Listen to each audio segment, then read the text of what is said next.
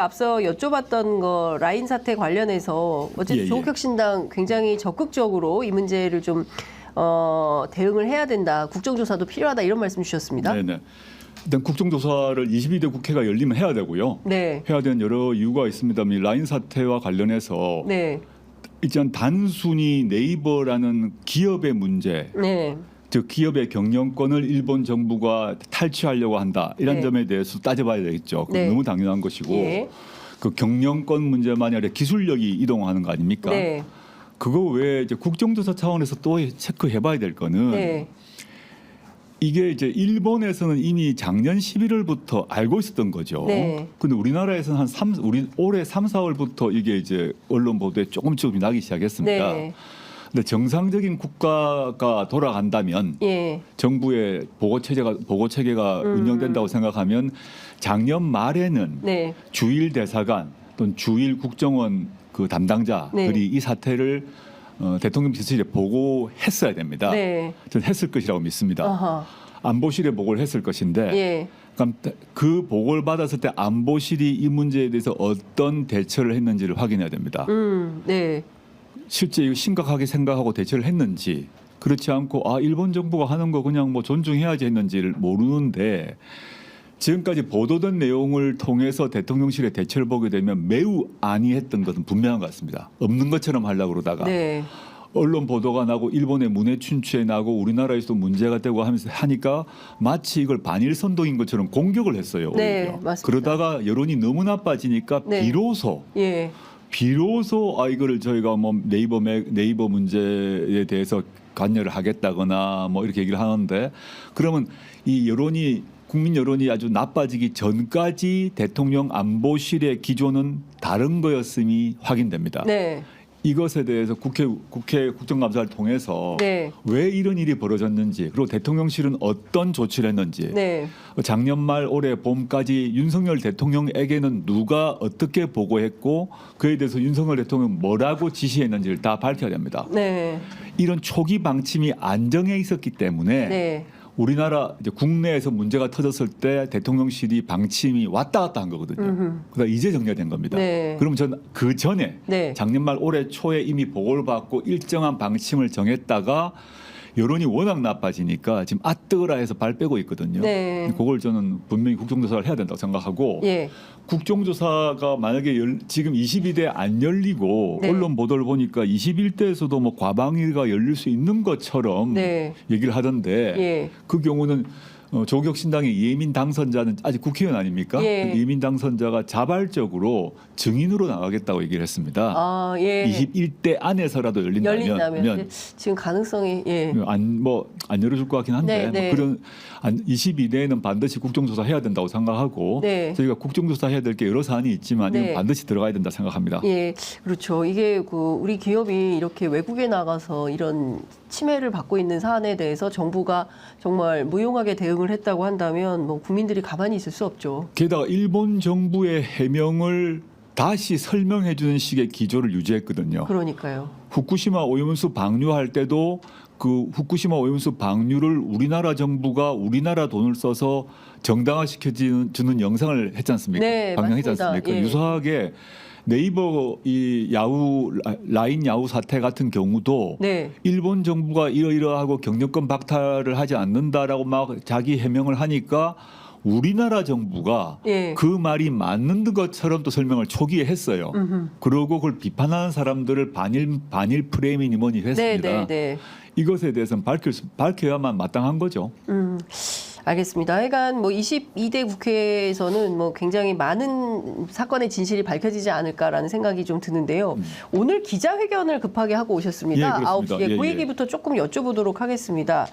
개헌특위를 설치해야 되고 그리고 제7공화국 개헌 어떻게 해야 되는지에 대한 그 안을 충분히 설명을 좀 해주셨는데요. A4 3장 정도 됩니다. 네네. 간략하게 설명을 좀 주시면 어떤 걸까요? 저희가 선거 기간 중에 네. 이건 이미 사실은 여러 번 공약을 했죠. 네. 했고 이 내용에 대해서는 개별적으로 선거 과정에 말씀드렸는데 뭐 선거 과정에는 잘 부각되지 못했고 네. 또 개인적으로는 제가 정치하기 전부터 유사한 주장을 이미 뭐 논문, 뭐 책 등을 통해서 한 바도 있습니다. 네. 제가 개인적으로도 제가 이 소망이었고 예. 또 개인을 떠나서 공당의 대표로서도 이건 반드시 해야 된다는 거였는데 네. 이제 개헌특위를 열게 되면 뭐 개헌을 한다면 해야 될 주제가 한두 개겠습니까? 예. 개정해야 될 조문도 여러 가지겠는데 네. 저희는 7공화국을 만들어야 된다라는 차원에서 최소 7개 네. 영어를 쓰자면 7포인트 개헌은 필요하다. 예. 뭐 개헌한다고 지금 벌써 이제 민주당이든 개혁신당이든 등등해서 개헌하자는 얘기가 나왔지 않습니까? 네, 이미. 맞습니다. 예. 그리고 개헌특위 얘기가 나오는데 민주당 같은 경우는 5.18을 전문에 넣자. 네. 또 며칠 전에는 윤호중 그 개헌특위 민주당 개헌특위 책임자께서 대통령의 거부권을 제한하는 개헌을 하자 예. 이런 얘기를 하셨어요. 예. 그리고 국민의힘이나 또 개혁신당 같은 보수 정당도 5.18 정신을 헌법 전문에 넣는 건 다 동의하고 계신다고 그렇습니다. 합니다. 예. 그런데 개헌을 하면 국민투표해야 됩니다. 맞습니다. 또 대대적인 국민들의 논의가 필요하고 예. 국민투표로 하는 국가 재정이 소요되는데 예. 그거 딱 하나만 하기 위해서 개헌하는 거는 꼭 그래야 되느냐. 이번 기회에 이제 아주 범위를 넓게 못 잡는다고 하더라도 예. 사실 개헌할 주제가 많거든요. 소재 조항도 많은데 각 분야별 뭐 주제별 다 따져봐야 되지만 개헌에만 들어가게 되면 또 그 모든 게 소용돌이가 될 수가 있으니까 네. 조국혁신당 입장에서는 지금 현행 육공화국 헌법 즉 1987년에 만들어진 육공화국 헌법이 37년이 되었습니다. 네. 37년 되었기 때문에 이제 낡은 헌법인 거죠. 그럼 앞으로 이번 기회에 개헌하자는 점에 있어서는 의견이 이제 일치된 겁니다. 즉 국민의힘도 5.18 정신을 넣자고 했으니까. 네. 그러면 개헌할 때 그 하나만 넣는 것은 너무 국가 그의 재정 낭비고 네. 또 시간 정력 낭비인 만큼 줄이고 하더라도 한 7개 정도는 꼭 필요하다라는 관점에서 7포인트 개헌을 제안했고 네. 22대 국회에서 개헌특위가 만들어지면 저는 이걸 꼭 그 여야가 합의해서 네. 갔으면 좋겠다 생각하고 예. 조국혁신당에서는 오늘 제가 기자회견을 통해서 밝혔던 7가지를 네. 계속 국민들께 알리고 또 홍보하고 공감을 얻도록 노력할 생각입니다. 네. 우원식 그 후보죠. 국회의장 후보 어제 그 민주당 당선자 대회에서 선출이 됐는데요. 핵심은 4년 중임제, 대통령 네네. 4년 중임제 그리고 대통령 거부권의 제한이다. 이제 이런 입장을 밝혔고 오늘 발표한 조국혁신당 기자회견문에 보면 검사의 영장 신청권을 삭제한다. 네네. 이렇게 되어 있네요. 이 검사의 영장 신청권은 네. 김기춘이 넣은 거거든요. 김기춘. 네, 유신의 그 김기춘 또 박근혜 비서실장 예.